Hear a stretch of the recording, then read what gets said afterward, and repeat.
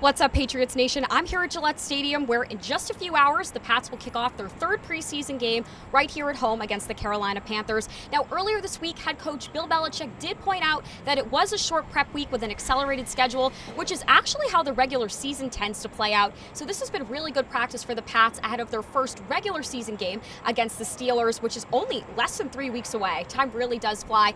Now, like I said, it is the preseason, but the first series or two tonight should look more like a regular season game, because this is really the first and last time we should expect to see any starters hit the field for some reps. So I wouldn't be surprised to see guys like Tom Brady, Julian Edelman, and maybe even Demaryius Thomas get some reps. Now, Josh Gordon is still on the NFI list, so he is not suiting up for tonight's game. But I think tonight we're going to start to see Tom Brady's receiving corps really come to life. Now, we should probably expect to see a lot of the Panthers starters as well, with preseason debuts of quarterback Cam Newton, running back Christian McCaffrey, linebacker Luke Kuechly, along with a very familiar face in wide receiver Chris Hogan. If all these guys see the field, and they most likely will, it'll give the Pats a true taste of some first-string action on both sides of the ball for the first time this preseason. But looking past the Pats' star studs we expect to see back in action tonight, there are also some star rookies to keep an eye on as well that I'm sure will get a lot of playing time in tonight's game. So let's break down some of their promising performances that have put them in a class all their own heading into tonight's matchup.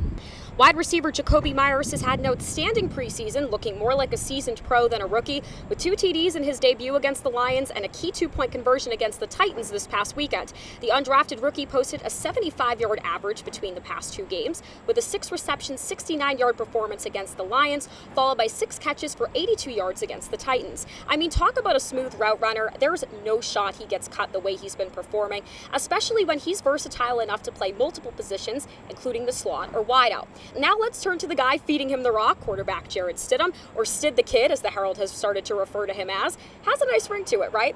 Stidham has been consistently playing well throughout the preseason, and consistency is key for a young quarterback. He threw for 179 yards and a TD against the Lions, followed by a 193-yard, 1 TD game against the Titans. His deep ball accuracy and mobility are extremely promising skill sets for the future of this program once it's time to replace TB12, whenever that time comes, which could be 2 years or 10 years, who knows.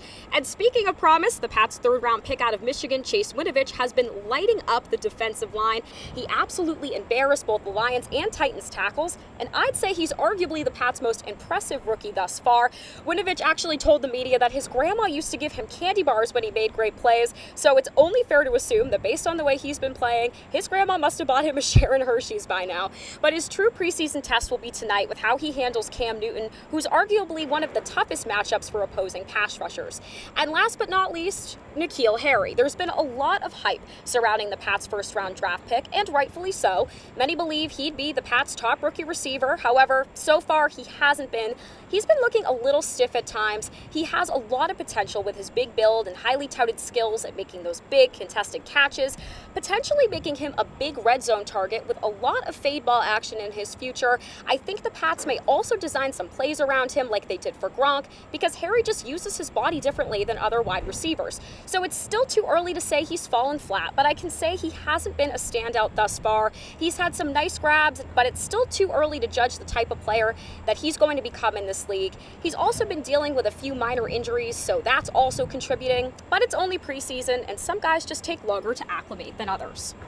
So overall, I think it's safe to say that the Pats are pretty good to go heading into tonight's matchup.